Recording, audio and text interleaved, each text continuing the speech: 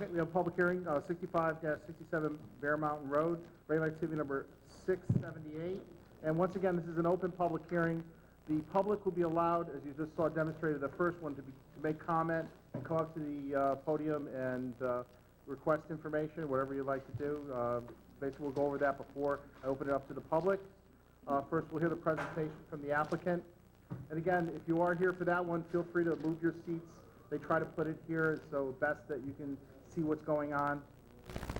But we do ask you don't interrupt the meeting in any ways until it's your time when we open it up to the public hearing.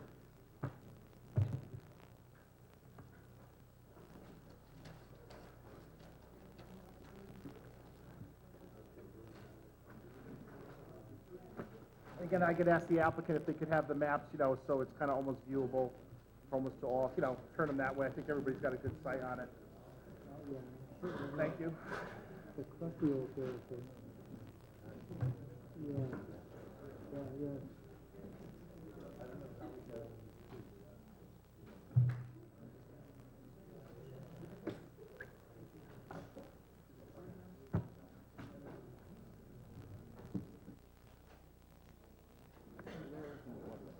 Larry want to? Yeah, I mean, you want to speak? When do you want to speak? Before the public hearing, or Okay. All right. We give you preferential treatment. So. One nice cozy group. Now, once again, these files and all these maps are for public viewing in the permit center, the city of Danbury. Again, this is for the public.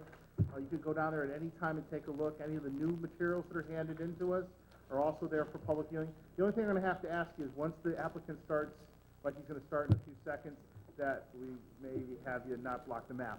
And again, this is something you could even talk to the applicant even after the meeting, too, if you had. We've always had conferences after, too. If you had questions that may not come up in the meeting, you could always, maybe the applicant might want to stay after and talk to you with. That's always solely up to them. Outside of this meeting hall, we have many more applications to go through tonight. And again, I'm going to try to do as much time as I can allot. Just remember, this is not closing tonight. You will have an opportunity at our next meeting on October 10th to speak. And again, it's a process that could take up to several meetings sometimes. And the President, I turn it over to the applicant. Thank you, Mr. Chairman. Good evening, members of the Commission. My name is Tom Beecher. I represent Pamela Equities Corporation, which is the applicant for this project. The application is for a 14-lot cluster subdivision on 119 acres of land off of Bear Mountain Road. The property is located in the RA80 zone. The proposal is to dedicate 47 plus acres of open space, and the significance of that particular location of the open space is that abuts the Bear Mountain Preserve, which is property owned by the city of Danbury. This particular proposal, the only wetlands that were proposed to be altered consist of a small 654 square foot pocket of wetland soils, non-functional wetland soils on lot 1 of the proposal. There will be no impacts to the water courses. Here with me tonight is Steve Sullivan, professional engineer with CCA. He's the project engineer. James Cowan of Environmental Planning Services. He's a registered soil scientist, professional wetland scientist, and a landscape designer. And Fred Von Rosenzin, who's also a professional engineer with Geodesign Inc. And Ted will discuss the geology of the site, particularly pertaining to the road and driveway improvements and the handling of any potential VON, capital ROSENVINGE.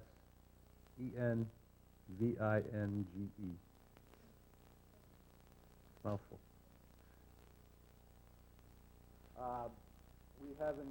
Just a favor, too, again, but also for the film, too, because we are being filmed tonight. Speak more into the microphone. I appreciate it. Thank you.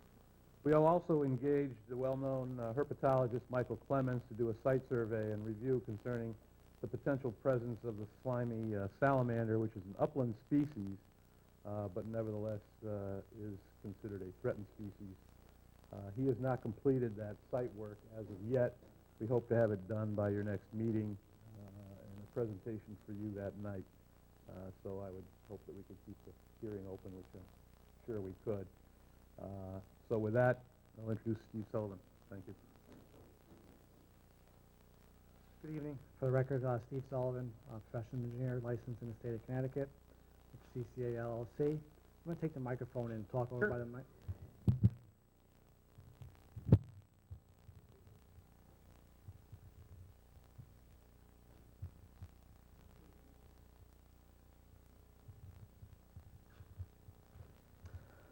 I'm going to go through a site description and a development description and some details about utilities. Property again is 119 acres, located on the east side of Bear Mountain Road. It is approximately 1060 feet east of Buckskin Heights Drive. Property has frontage on Candlewood Lake. If you're looking at the map, Candlewood Lake is at the bottom of the map here, and then Bear Mountain Road is the top of the map.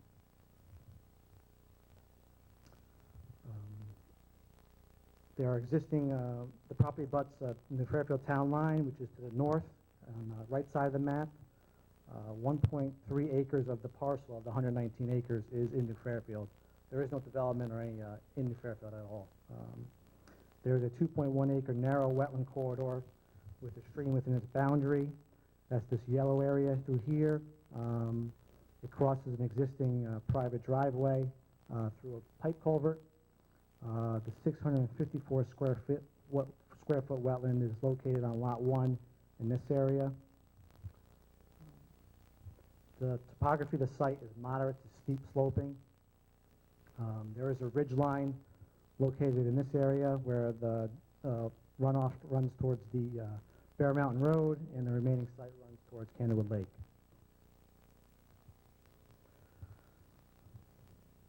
There are existing dwellings owned by others. There's a separate piece of properties along Candlewood Lake on the bottom of the page that have rights to pass and repass over this existing driveway.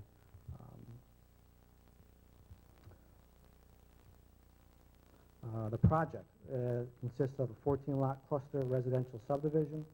The lot areas range from 1.2 acres to 21.8 acres. There's a total of 47.5 acres of proposed open space. 47.2 acres of the open space is adjacent to the City of Danbury Bear Mountain Preserve, located in the southern part of the property. There's a small 0.3 acres of open space adjacent to the proposed road on the northern part of the property. Each property will have its own individual septic system and individual well designed to conform to the state public health code. Drainage system. Again, as I mentioned earlier, there is a ridge line that kind of divides where the water runoff, again, to Bear Mountain Road and to Candlewood Lake. The drainage system towards Bear Mountain Road will consist of catch basins and culverts in the proposed city road that will discharge or get conveyed into a swirl concentrator or hydrodynamic separator. The vortex unit is what we're proposing to use on this project. From there, it will get conveyed into a underground gallery system to provide a detention system for the peak flows, and then from there discharge into the existing drainage system on Bear Mountain Road. The drainage system proposed towards Candlewood Lake, again, it starts with the road drainage with catch basins and culverts. That gets conveyed to the cul-de-sac and then gets conveyed through a proposed common driveway. It'll get conveyed into another vortex system for treatment of the stormwater, and then discharged into a wet pond slash detention basin. Wet pond function is for water quality, and then there's a detention function to provide zero increase of runoff. The road is, we have one primary road that's 870 feet, ends in a cul-de-sac. Then we have a spur off of that. That's about 580 feet. That also ends in a cul-de-sac. There's two common driveways. Common driveway on the north part of the property serves two lots. That would be lot 12 and 13. Common driveway on the south side serves lots 7 and 6. And all the other lots have individual driveways to them. Also, as part of the development, each lot, on several lots we have shown rain gardens for roof drainage, roof runoff to recharge through vegetated rain gardens. There's details in the in the plans that show the sizes and the landscaping that's going to be proposed in the rain gardens. We've also, as part of our alternatives analysis, we looked at, we actually almost fully designed a conventional layout subdivision. Major difference, same number of lots, the major difference was this common driveway to the south that we show in our proposed, our current plans was another spur, another city road, which then fed, there's 4 lots off of that. After consulting with our environmental team, we felt that, we could achieve less grading, less earthwork, less tree clearing with a cluster subdivision. And in our package, we have an analysis, and I'll refer you to the chart.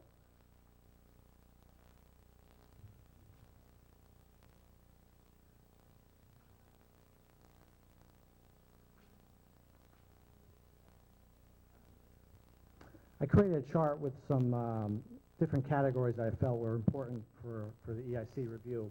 And it compares conventional subdivision with cluster subdivision. The first one is regulated area disturbance. There's about 8,400 square feet less regulated area disturbance with the cluster subdivision. Total impervious area with all the proposed houses, driveways, and roadways. The conventional layout was 4.1 acres. There's 3.45 acres with the cluster subdivision layout. Wetland disturbance, the conventional layout had a small amount, 869 square feet, because this narrow wetland that I mentioned earlier, with the proposed wider roadway, there was a little tip of that wetland that would have been disturbed. With the cluster layout, again, we have the 654 square feet of wetlands being disturbed or filled in that case, which our environmental consultant will discuss after me. Also, we calculated the total project disturbance, basically everything, all the construction limit lines. And we had a 20.7 acre project disturbance with the conventional layout and 16.7 acres with the cluster layout. Also, open space with the conventional layout, we had 28.4 acres, and with the cluster layout, there was 47.5 acres of proposed open space. We are in receipt of Kennewick Lake Authority's review, and we're in the process, I'm already in the process of addressing some of those comments. And I'm not sure if the commission's been out to the site yet, individually or in a group. No, we still have to plan a site walk, so that's something we'll discuss later. I think I'm going to hand it off to Jim Cowan, our environmental consultant, and then, again, I'll be here for questions and clarifications.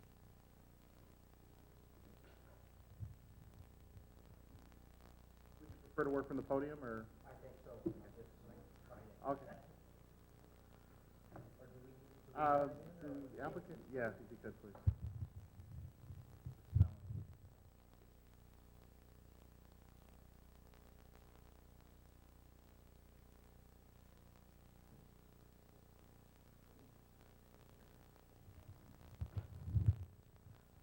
Good evening. My name is James Cowan. I work with Environmental Planning Services. I'm a registered soil scientist, professional wetland scientist, and landscape designer. Our firm was retained to delineate the wetlands, assess the wetland functions and values, conduct a wildlife inventory and impact assessment, and guide the development process or in the planning process of the ultimate site plan. And think it's easier to speak from the drawing, so I'll stand over here. Essentially, the entire site is wooded, upland woods and wooded swamp are the two habitat types.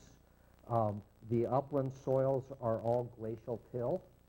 The wetlands, we identified wetland 1 as this very small pocket, is called an aquant because it's an excavation. And when you go out to the on the site walk, there's actually a fairly large area that was excavated, I believe, for gravel or sand, and there's a berm around this large excavation, and there's a very small portion within it that we identified as an aquant, and there's a minimal amount of groundwater discharge that we identified in seasonal high groundwater in March, but even at that time it was minimal. So it's not an area that ponds, it's not at all obvious as a wetland. The vegetation is minimal, primarily poison ivy, sparse poison ivy, and leaf litter. The canopy is all in the adjacent upland, and so there's very minimal habitat or wetland function associated with that, but I'll come back to that in just a second. The major wetlands system is what we would call a stream valley that drains towards Candlewood Lake and, in fact, into Candlewood Lake. And that is a wooded swamp. It's in the lower portion, there's a perennial stream associated. In the upper area, much of it is a boulder field, wooded with ferns, shrub layer of primarily spicebush, and a few scattered invasive species. In terms of the functions and values, I presume that you have our report dated September 10th, and we do have a chart in there that does a comparison of the functions and values, and I'll just draw your attention to that. As you are probably, and that's on page 6, as you're probably aware, the U.S. Army Corps of Engineers has identified wetland functions and values that they consider primary, and they're well accepted in the scientific community as categories for looking at wetlands, and there are 13 different functions and values that we look at and assess, and you'll find in the appendix a detailed narrative of how we assess the functions and values of both. But there's a table 3 of the functions and values, and I'll just go through that briefly. For wetland 1, which is the small isolated pocket, we don't usually say none, we say low, but you could say minimal. There is minimal function. I would say the primary function of it is groundwater discharge, and as we have observed that's minimal. I didn't even see any flow paths out of it. As it seeps across the wetland into the excavation, the larger excavated area, it no doubt just infiltrates back into the ground. As Steve pointed out, it's on the west side of the ridge line, so it does not drain into Candlewood Lake. It really doesn't drain anywhere except within that isolated excavation itself, and just infiltrates back into the ground. As such, there was no depression that could really function for floodwater storage. No sediment or retention value, and because there was so little vegetation, there really isn't much of a habitat for wildlife. And for good wildlife habitat, we look for areas that seasonally pond or have significant seepage, and we didn't find any significant wetland wildlife habitat there. So essentially, you could view, except that it was excavated close to the groundwater, its essential function is similar to any wooded site. It's got a canopy and marginal herbaceous vegetation, and actually no shrub layer within it. By comparison, wetland 2 has some pretty high values. It has significant groundwater discharge. We identified groundwater seeps at a couple of different locations, and as this goes down the slope, the seepage concentrates into a perennial stream. So, this is a significant resource, a stream valley. It has production export is moderate, and production export has to do with a wetland producing something. And in this case, what it does is produce food for wildlife. A spice bush produces berries that birds use. There's ferns, there's sedges, there's a variety of vegetation that offer food sources for wetland wildlife. As such, it has what we consider moderate values for production export. It's not really high because there are a lot of boulders, and if you're from the private driveway, you can look right across the wetland and see that the vegetation is good tree canopy, low to moderate shrub layer, and patches of ferns and so forth in between this boulder field through which the wetland flows. We would consider it also unique in the fact that it is this stream valley that flows into Candlewood Lake. It's a significant resource, and I would also list it as high for the visual or aesthetic quality. It's a nice looking wetland. You can see it. It's accessible from the private drive. You can look up it from the crossing point. You can look up the wetland. You can look down, and as you go further down towards the lake, there are nice views across the wetland. So it does have scenic value as a stream valley. So we would consider wetland 2 a high-functioning wetland, and wetland 1 minimal is a generous assessment. As Steve has said, we were involved early on, or actually the design process went a couple of years with a conventional design. And when we came on board, in terms of assessing it, we really said that we felt that the cluster development was a better approach and more conserving of the landscape and more environmentally friendly. And so by shifting the gears and engineering and a lot more design work, we've worked closely with CCA to come up with the present design, which we feel is environmentally better. Steve has identified in that table the list of changes by going to a cluster subdivision.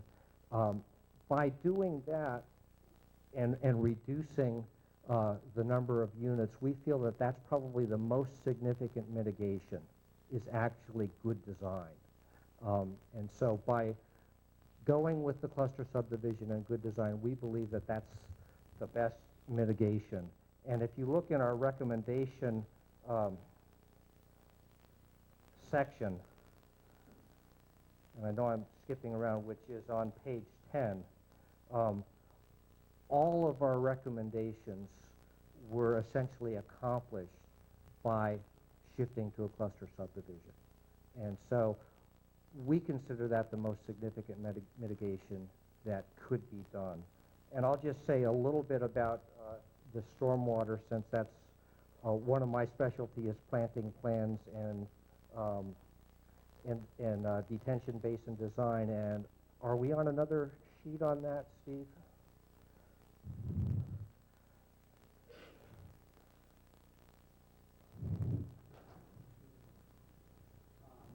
This planting plan we devised after our initial submission, so the commission has not received this yet. This is going to be part of the next revised package. But we just want you to know it's done, and Jim's just going to touch on it.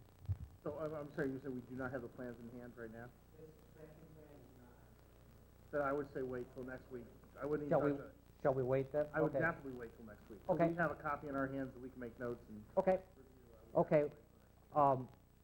I'll just simply say that we have reviewed the stormwater plans and have had input to maximize the treatment in terms of how the basins are designed. And and we will describe that in detail when you have the plans before you. In terms, in terms of mitigation, and the design is the primary mitigation that we offer. In addition to that, additional mitigation that we would propose is that, and again, I think we need to go to a different drawing that shows the proposed private drive. Okay. Again, is this a map that we have for our review? We have this, okay. Okay, this is sheet S, overall site plan, sheet S1. There are several drainage pipes to pick up some of the drainage off of the private drive at 3 different locations. We recommended extending those pipes closer to the wetland where it's relatively flat and have a splash pad in those areas to deal with any flows and minimize any erosion. For mitigation, we propose revegetating the minimal amount of disturbance to put those pipes in. We also propose some mitigation closest to the wetland. There is a proposed wall so that the private drive is separated and as far as possible from the wetland, and we propose to do some mitigation planting below that wall, again, any disturbance with footings and so forth, to stabilize that area. That's the closest area of regulated activity to the wetlands at that point. In addition to those mitigation measures, we would also propose removal of woody invasive species within wetland 2, the stream wetland, as mitigation for the filling of wetland 1. Again, it's a high quality resource. There are some invasive species. We think that we can maximize the ecological integrity of wetland 2 by removing those invasive species, which we believe would more than offset the filling of wetland 1, which has minimal functions. Just back up a little bit. Are these mitigations clearly stated in the materials you gave us? And We will provide those for next time. I would appreciate it. I know sometimes in clouds, our mission here is that if you clearly point these out bullet points, your 1, 2, 3, 4, 5 things that you're clearly stating is mitigation. Right. On Now, a sheet of paper or somewhere in... okay. And how would you prefer, would it in a simple narrative form? A narrative form or somewhere in your report that you have these 7 or 8 bullet points showing that these Okay. mitigation points you just picked out. Okay. We'll provide an additional letter highlighting those mitigation measures. Okay. Commissioners have any other questions at this time? Commissioner Mills? Are all the wetlands flagged? Yes.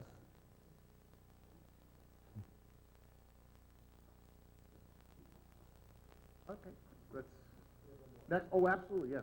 No, basically, we're just taking a break to ask each of your representatives questions. It's probably a little easier to do it that way. You'll be Thank here you. next meeting too, correct? I'm not sure if it'll be me or one of my colleagues, but someone from our office will be here. Perfect. Okay.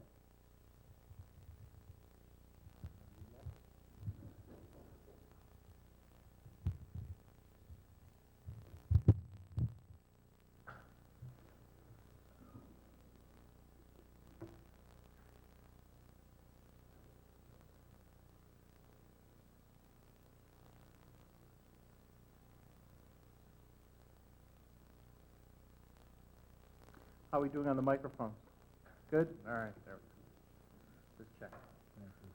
For the record, my name is Ted von Rosenving. I am a geotechnical engineer employed as a principal and president of Geodesign Incorporated. We're located in Middlebury, Connecticut. Our firm is the largest Connecticut headquartered geotechnical firm, consulting firm in Connecticut.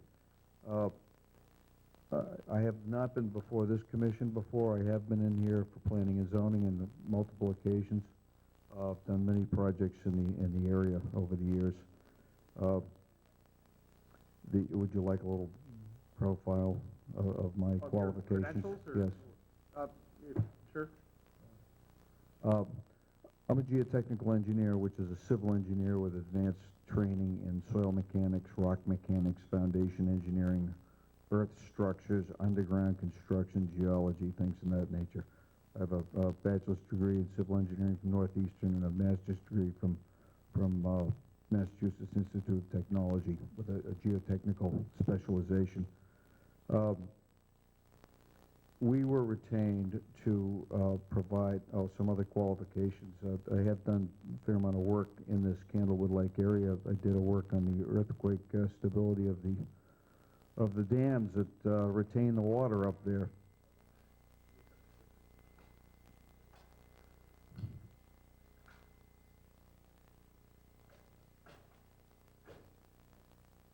Of the dams that retain the water for Candlewood Lake for Northeast Utilities.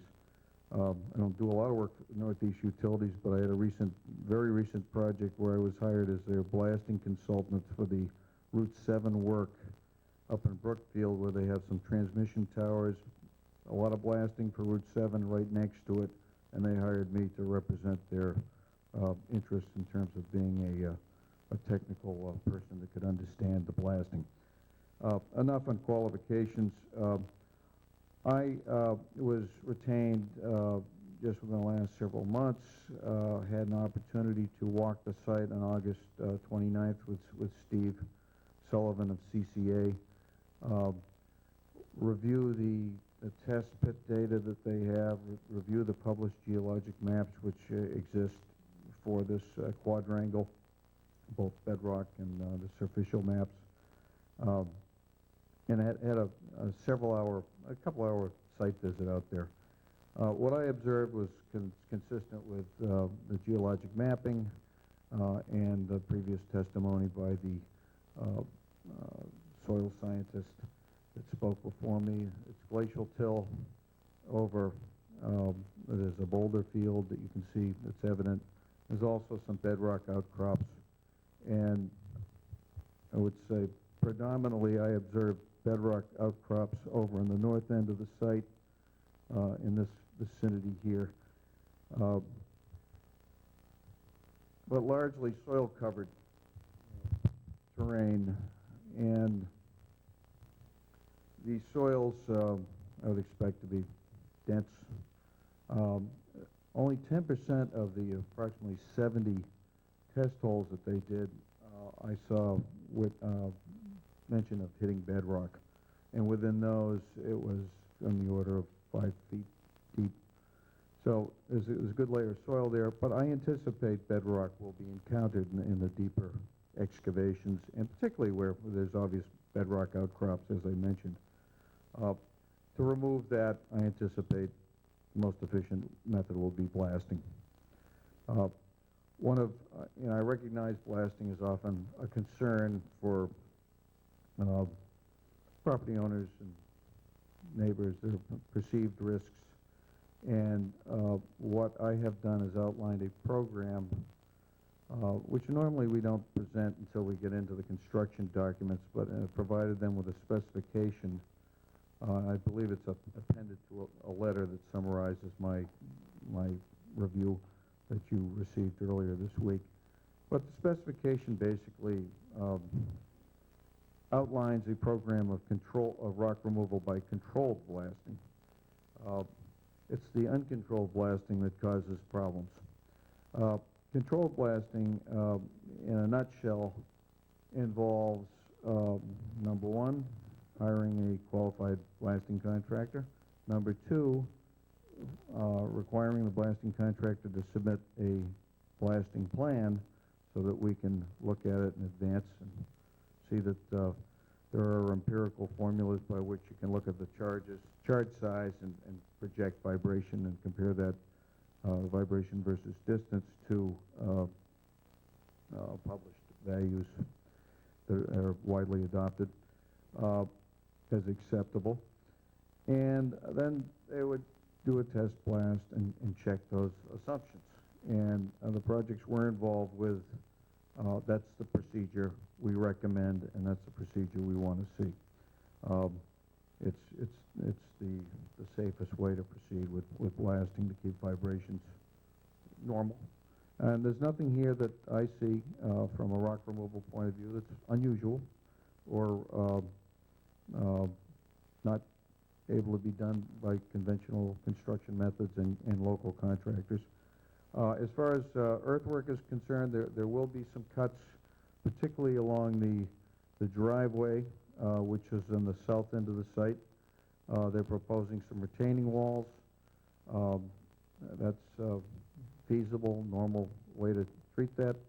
And the larger cuts tend to be towards the north end of the site. I'd say in general, the cuts are to make the house lots are on the order of 5 to 10 feet.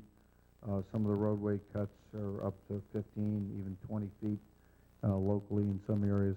And there are a few cuts that are on the order of 25 feet behind some of the residences at the north end of the site, kind of the abutting town end of the site.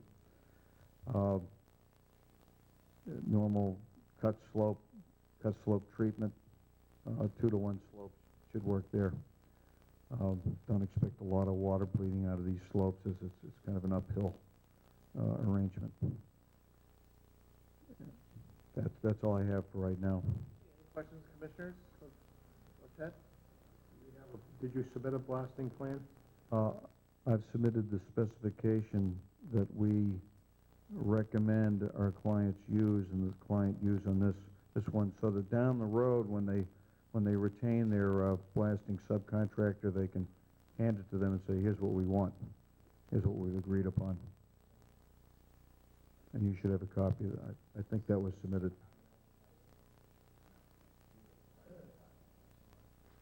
Oh, okay. Any other commissioners at the present time? Okay, thanks. Thank you.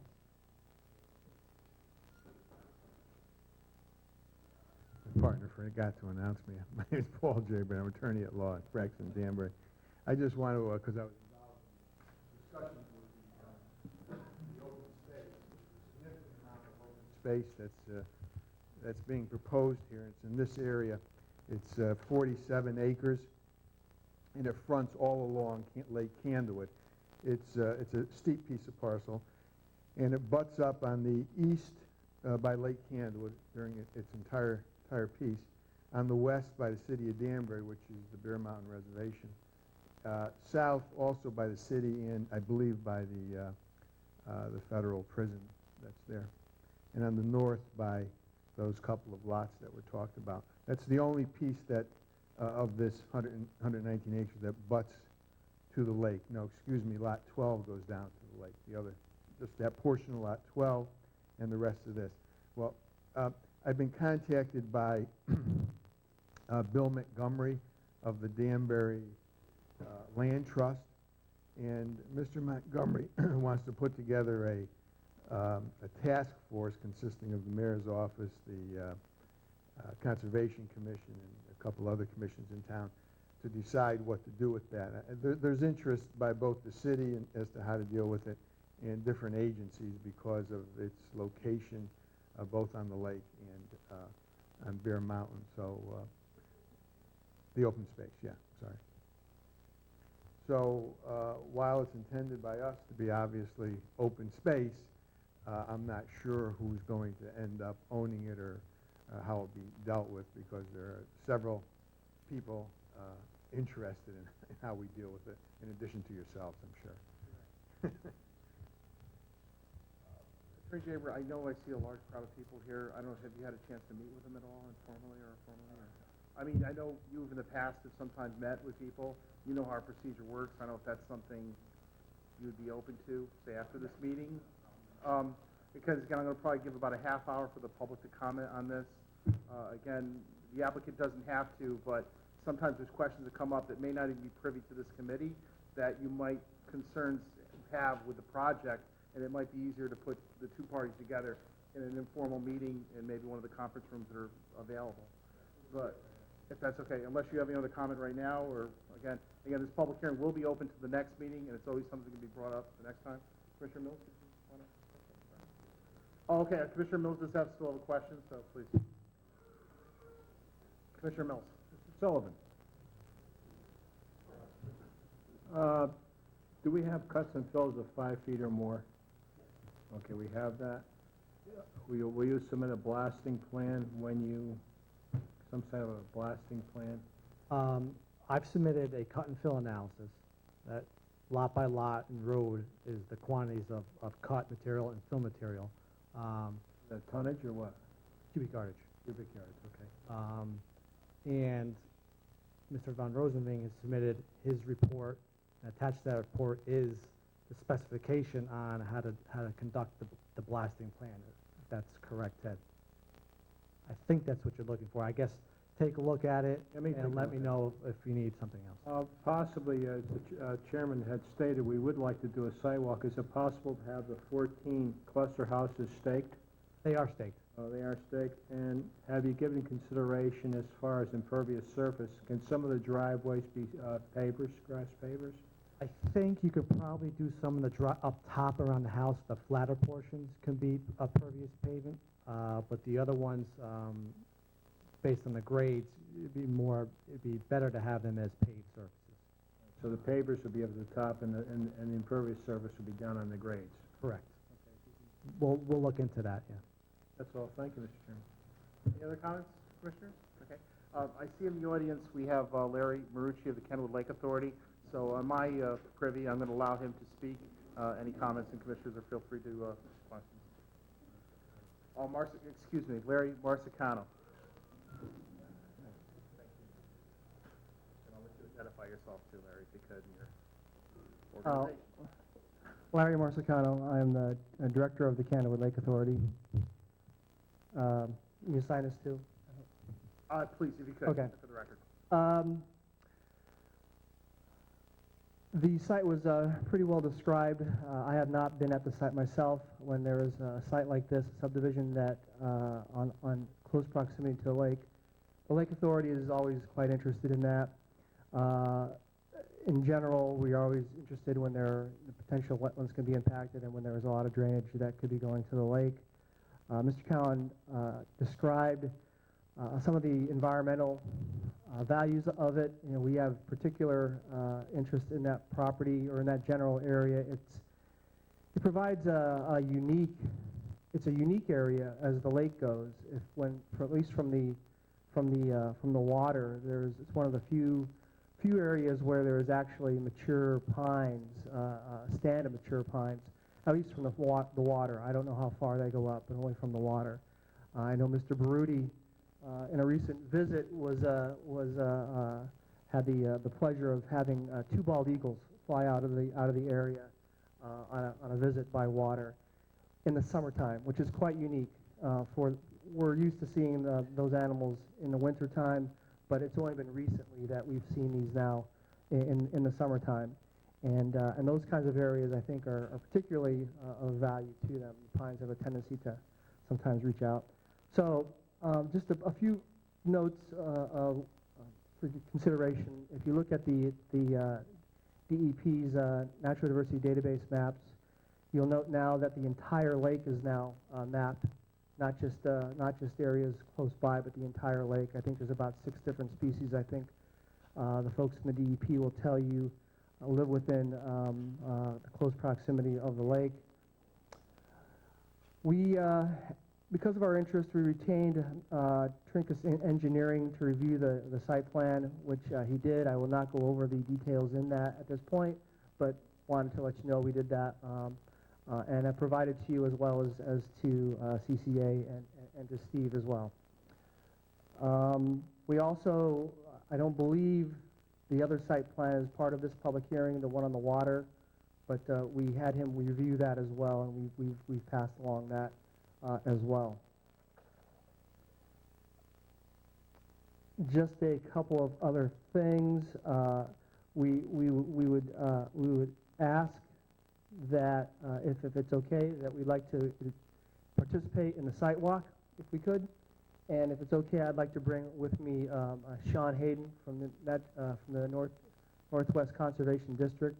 I am not an engineer, nor am I even a class away from being an engineer. I rely on those folks to, for support. So if that's okay with folks, I would. Answer the question. Dan, is there any objection to having Larry and/or?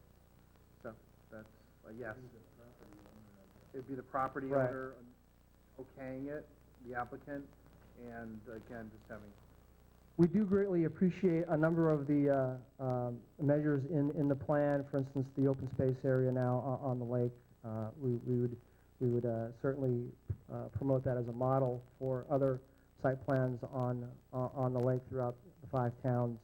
But again, because of its close proximity, the steepness of the slope, we did want to provide you a kind of a third-party kind of review. So.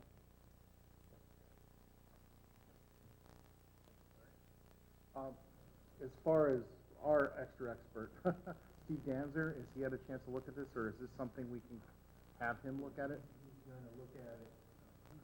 He did a quick drive-through. He's going back next week to a field visit, and then he'll generate a report. Possibly for our next meeting on October 10th? Okay. So at this time, you want to make one comment? Oh, sure, go ahead. Just to clarify, Larry had mentioned about the bald eagle. This development, the closest activity is a house on lot 7 that's over 500 feet off the lake, the shore of Canoa Lake. And based on our environmental or our biologists, those bald eagles tend to nest right along the shores. So it's our opinion there won't be any impacts from this development on the bald eagles. But we are aware that it's in the Natural Diversity Database. And again, there's only one house that's just over 500 feet from the shore of the lake. Everything else is further away from there. As far as the site walk, though, would, maybe this is more to Attorney Jaber or Attorney Beecher, would that be okay that Larry and I believe Steve Hayden would accompany us? Sean Hayden, excuse me. Okay, so could you confirm it back through Pat and then Pat?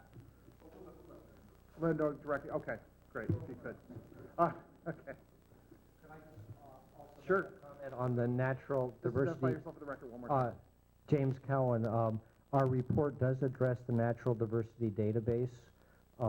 We, as environmental professionals, did consult with DEP on what potential species would be in that vicinity. The 2 species, the bald eagle and bog turtle, were the 2 species that DEP was concerned about, and we've looked at the habitat. There is no bog turtle habitat on our site, and as Steve has pointed out, DEP's recommendations for protecting bald eagle habitat is 500 feet from potential nest sites, which would be right along the shoreline. And so, as Steve has mentioned, we don't anticipate any impact. We're complying with DEP's recommendations for bald eagle protection. All right, at this time, I'd like to open it up to the public for make comment. The only one thing I'd say, I'm going to give us about a half-hour time limit. Once again, we will